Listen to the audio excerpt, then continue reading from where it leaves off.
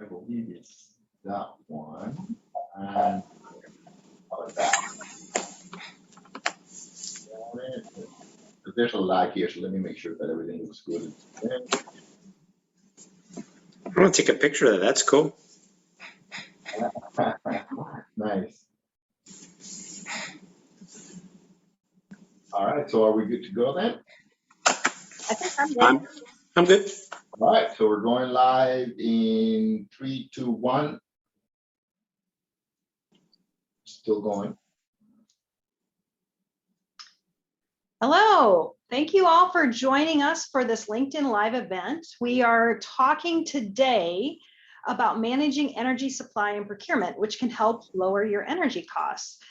This is really important right now because we are hedging against lots of rising costs and inflation. Today, my name is Jeri Frank, and I'm co-founder and CEO of STRATAFOLIO. We're a cloud-based software solution focused on the mid-tier commercial real estate market, designed to help owners save both time and money on managing their commercial real estate portfolio. So we are always looking for opportunities to educate our customer base and save our customers money or make them more money. And when we met Jeff Kasselman, we knew that we had to introduce Jeff to our client base. Jeff Kasselman is a very accomplished strategic commercial real estate professional with experience, including being past president of SIOR. He currently oversees all of CRG's national accounts. He sits on a number of boards, and he was the previous executive managing director at Newmark Knight Frank, and is also the CEO of Optimize Energy, which is why he is here today. But it's that combination of experiences that makes Jeff an incredible resource for our discussion, because he can talk about optimizing energy costs from a variety of perspectives. So with all of that said, I'm welcoming Jeff, and we're going to have him here today to talk about this super hot topic of managing energy costs and bottom line savings, and how you have now you have an owner that has a lot of experience that can talk to you about options to explore to lower your energy costs in the future. This is a super exciting topic, and I am ready to dive into this topic. Thank you, Jeff, for being here. Thank you for having me. Very exciting. Yeah. So I'll start first with just tell us, what is Optimize Energy? Great question. And again, thank you very kindly for that nice introduction. Better than almost all of them. So right off the bat, great job. Optimize Energy is a strategic energy procurement consulting firm. And what we do is work with large consumers of energy in commercial real estate buildings, take a very strategic and thoughtful approach to how they procure their electricity and their natural gas, so that it supports their risk profile, their intended length of occupancy in their buildings, how they interact with other buildings, how they interact with people, recruiting and retention strategies, which is a big thing, decarbonization, which is certainly of growing importance. Many people would join me in suggesting that climate change actually is a thing and does matter. And so what Optimize Energy really does is support all of those initiatives, ESG and things like that. So Optimize Energy is just a consulting firm that works across North America doing those things. How did you come up with this idea of Optimize Energy? If you'll indulge me, I would love to share the anecdote with you and anybody who may be tuned in. In 2004, which seems like a pretty long time ago, I was invited to go on this really rigorous, heavily researched tour of Asia to look at smart buildings. Mm-hmm. And when we got there, we found that it was beyond our research and beyond our imagination. It wasn't really smart buildings, but smart cities, mm-hmm. with a great deal of sustainability in consideration. Mm-hmm. And I'm telling you, we went to Malaysia, Singapore, Korea, Japan, China, like we were everywhere. And we had a reason to we had the context because of what we saw. And so we came back to the United States, and at the time I was a real estate broker at Studley, which is now Savills, and I determined that I needed to start my own company and do it differently. And so I started a company that was a mashup of real estate services and technology to help people get to smart buildings and smart cities faster. And when we took that to the clients said, I don't know about the smart buildings, but if you could help me with green buildings, I would be much more interested. And so just cutting to the chase, listening to the client led us into green buildings.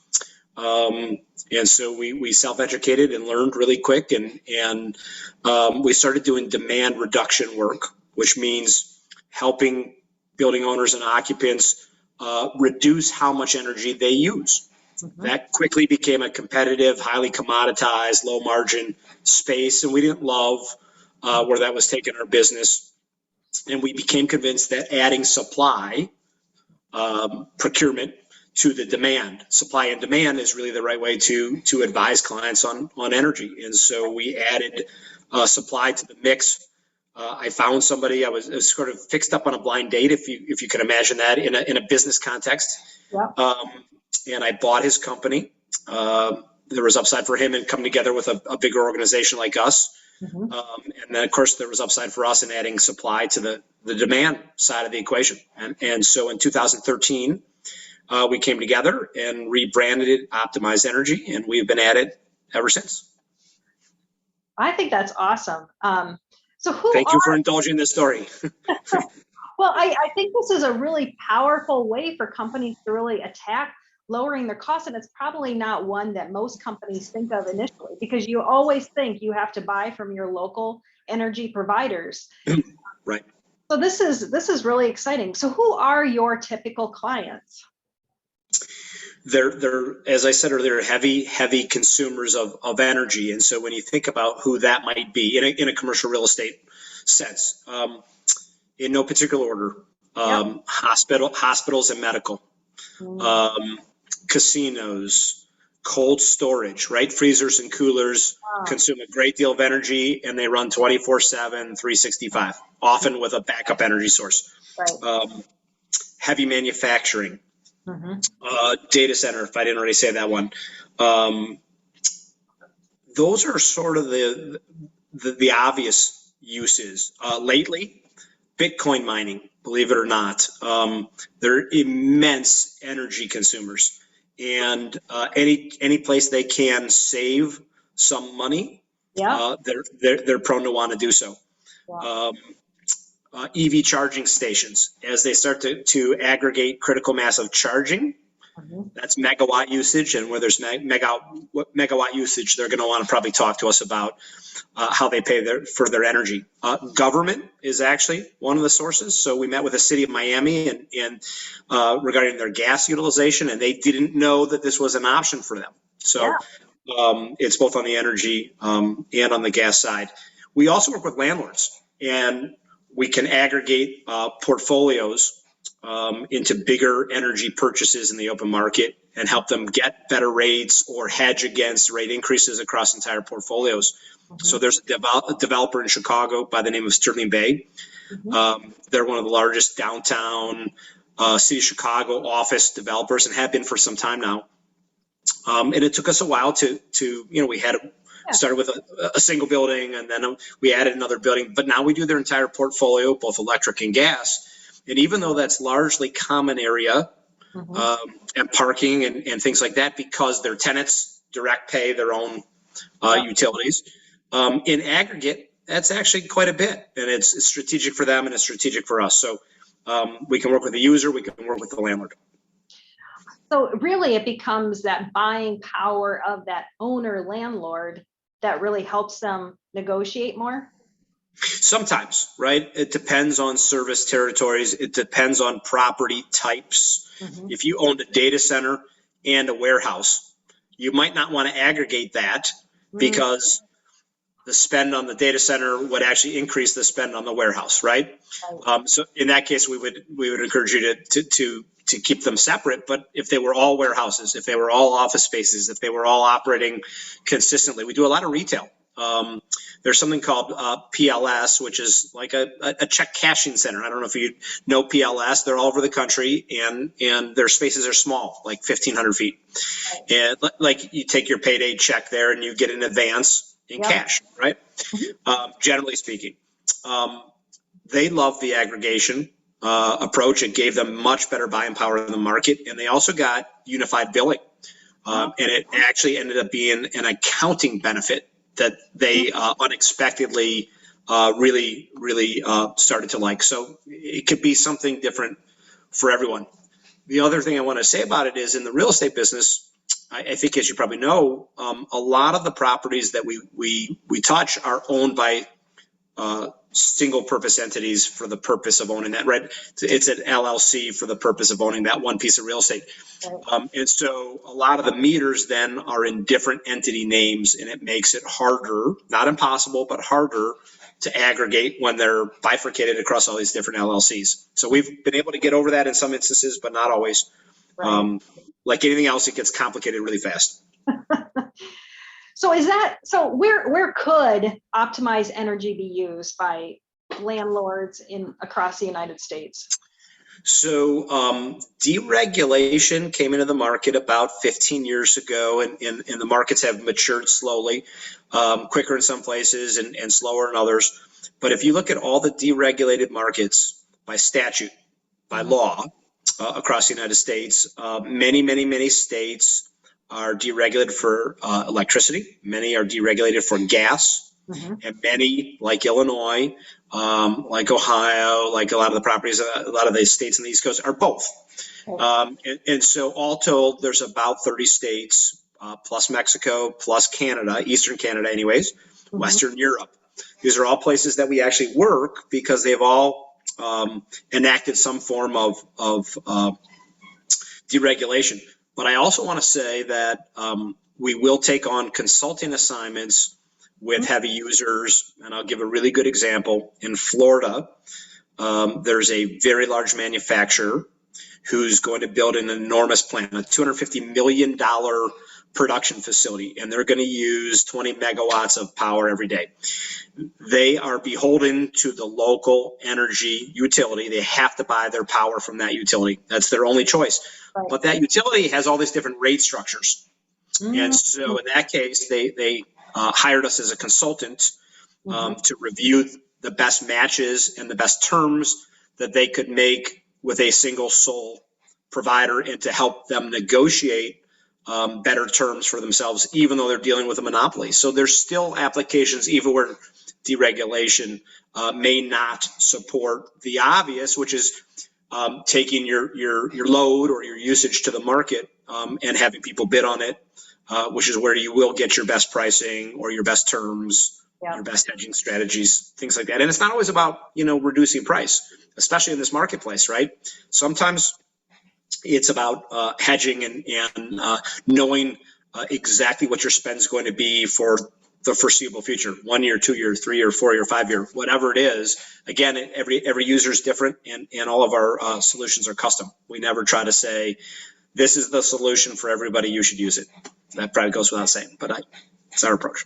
Well, I think that's a really powerful statement, though, because when you think about all the people that are going to approach you, depending on which state you're in, depending on the structure of their organization, I think it's great that your team is able to give them a personalized approach to their energy usage to give them the most strategic value you can to their organization. So I think that's great.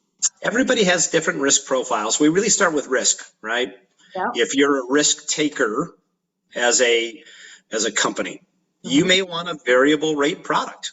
And then you want to pray that the polar vortex doesn't ever appear, or Ice-Ageddon across Texas. Texas is a big state for us. And when Ice-Ageddon came through a couple of Februarys ago, those with variable rate exposure had huge bills for 1 month before it receded back to what their comfort level was.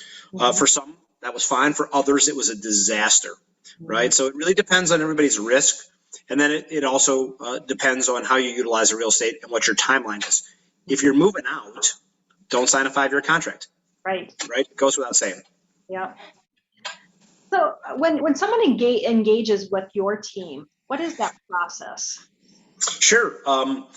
Typically, we get a letter of engagement, which is a simple one-pager that just says we're authorized on behalf of the user to investigate pricing in the market based on their usage profile. Mm-hmm. They give us a couple of recent energy bills so that we can get a factual snapshot of what their usage is. Recently, we can sort of do some extrapolation and some modeling from that. We get proposals, we put that in front of the client, and all that usually takes about 3 days, maybe less. Wow. And it's notable because the energy commodity market reprices pretty much every second. And so if we provide a proposal today, we'll lock in the price, we'll protect the client on the price for a short period of time, a week or two, which in theory gives them the ability to make some decisions and some commitments. But if they can't make that decision relatively quickly, then we have to reprice because that energy, whether it was electricity or natural gas or both, repriced in the market during that time. Maybe in their favor, maybe not in their favor. We don't have perfect insight. We're pretty good at knowing, which way it's going and when and why, but there are always X factors and surprises. And so after the proposal process, it really depends on how long it takes a corporation to make a decision and to sign a contract. It could be a part of that 3, 4, 5 day process, and it could take weeks and weeks and go through several proposals and repricings. And when you think back about all of the clients that you've worked with, what's the most you've ever been able to actually impact a owner's bottom line by? I talked to my partner about this last night, so I think it's okay to say this. One of our bigger customers is Weber Stevens grills. Mm-hmm. If you've ever used a Weber grill, you know it's a good grill. Yeah. They were very tactically using energy in their production process with the local or the prevailing utility. They didn't know when we got a hold of them that they could actually do strategic procurement with any variety. There's 20 or 30 licensed, we call them RESs, retail energy suppliers in Illinois that could work with them. And so this was a few years ago now, at a time when natural gas was much lower than it is today, and electricity was lower than it is today. But on natural gas alone, they saved over $1 million right out of the gates, and were dumbfounded by it, and immediately gave us all their other facilities, which was great. And then on the electricity side, they were able to save a couple $100,000 per year. So it doesn't happen that way for everybody all the time, but it's a pretty significant net gain to the bottom line for what's really a paper transaction. There was no infrastructure. There was no out-of-pocket spend on their part. It was just more money to the bottom line, and a much better awareness of what they could do and where they could do it. And they've been a very loyal customer ever since. Yeah, I was watching your video that's on your website, and I like the fact that there is no financial outlay or anything else. It is really just smart use of energy. I love that. So as most owners of commercial real estate have triple net leases, multi-year leases, and most of the time they're passing that cost on to their clients. How have you seen this savings being employed most effectively with tenants and with landlords? Well, I've long theorized for, a really long time, that as rent competition and market pricing limits the rent upside that a landlord or developer can get. Because if there's 3 buildings at an intersection and the tenant wants to be at that intersection, right? And they can play one against the other, and the market rate is the market rate, right? They're going to do okay, but they're not going to do great. And so how can they add other profit centers or other revenue streams to the mix? And so years ago, when I started in the business, sometimes we did net rent leases and sometimes we did gross leases. And so I do have a hunch there will be more gross leases again in the future because there's better technology today, better mechanisms for tracking expenses Right. specific to end users. And energy, where a landlord could buy it wholesale and resell it to a user at wholesale plus, but still less than the prevailing utility, could ultimately be not only a marketing differentiator and a value add to a user who understands the difference between gross and net, but it could be a new revenue stream. So I think that's one way you may see it. I also think energy prices, of course, are way up due to geopolitical events. They're not likely to go down soon. I'm sorry about that. I'm just the messenger. It's not my fault, right? But as a result, people are much keener to address their energy spend than they've ever been as they mind the pennies and nickels and dimes and quarters, right? And in the meantime, what we said earlier, climate change is real. It is. I think it's scientifically irrefutable at this point. At least that's my perspective. I understand if people want to take issue with it, but I think globally everybody's been touched a little bit or a lot by the effects of climate change. And as a result of that, large corporations and governments, small, medium, large, are starting to put energy mandates, energy compliance measures, energy reporting into place. And that quickly becomes an ESG matter. And procurement is really a cornerstone component of everybody's ESG strategy. And so we think energy is really going to lead the marketplace. Energy tech and energy is really going to lead this marketplace for the foreseeable future. And hopefully we're part of that equation. I think that makes sense. I mean, what we're seeing across the board now with our clients is it is a rush to figure out how to drive down those bottom line costs. It's why STRATAFOLIO exists, because what we're trying to do and what we are doing for our clients is giving them the opportunity to see how their operating expenses are coming in, how they're comparing year over year, and making it easy for them to handle all of those things. So I think technology adoption, smart use of energy has a huge play in the future. Agree. Yeah. You're part of that technology solution that I'm referring to, right? There's better ways to do it that are more cost effective and easier than ever before. Exactly. Any other recent examples where you've worked with clients that you want to talk about? Well, we work a lot with heavy manufacturers, like I said, food production in addition to cold storage. But what I was going to talk about was indoor farming or vertical farming. That's been a good vertical for us, pardon the pun, without mentioning names of users. But as those growers add more facilities, and again, they consume energy 24/7, 365. So they have a crop yield that's 7 to 10 times greater, right, than in the ground traditional farming. So they use natural light and artificial light and grow on a cycle that's completely different than traditional farming. So that's a really interesting opportunity for us to shine. And I mentioned earlier the Bitcoin mining or the crypto mining. It doesn't have to be Bitcoin, it's crypto mining. And we never dreamed that would be a vertical for us, and yet it is. So sometimes it is hard to predict the future. But to that point, what else do you see coming ahead in the years ahead that we should be looking out for in terms of energy use? I think people need to understand the nuances of how energy shows up at their point of consumption. There's a delivery component, how it physically arrives, right? That tends to be a monopoly. You can't let 20 companies put 20 different pipes in the street or 20 different sets of transmission wires and poles in a neighborhood, right? So that's going to come across with a single entity, and you're not going to have much say in the matter. Right. But that's a significant component of anybody's bills, residential, commercial, or other.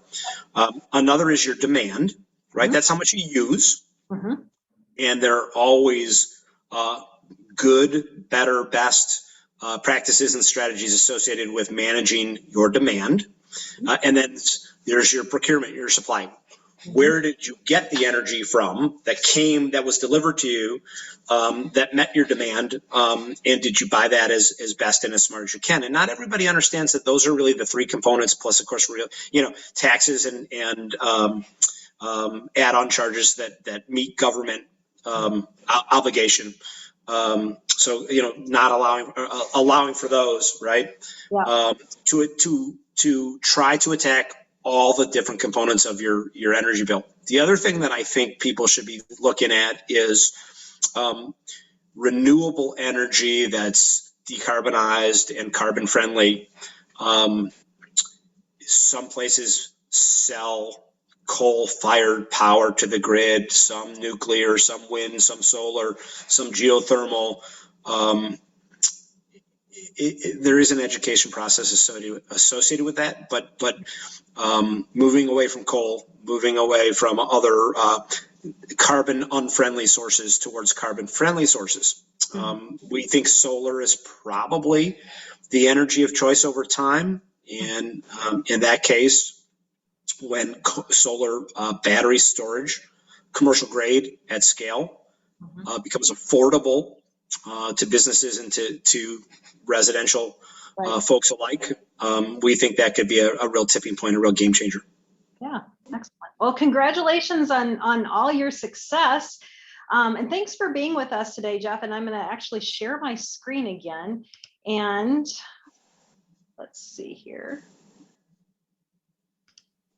And I'm going to put information. Oops, there we go. Let me make that full size. I'm going to share Jeff's information again. And so what you can, if you want to talk to Jeff, that would be wonderful. You can find Jeff's contact information on the screen. Feel free to actually, let me go down a page. I don't have it on there.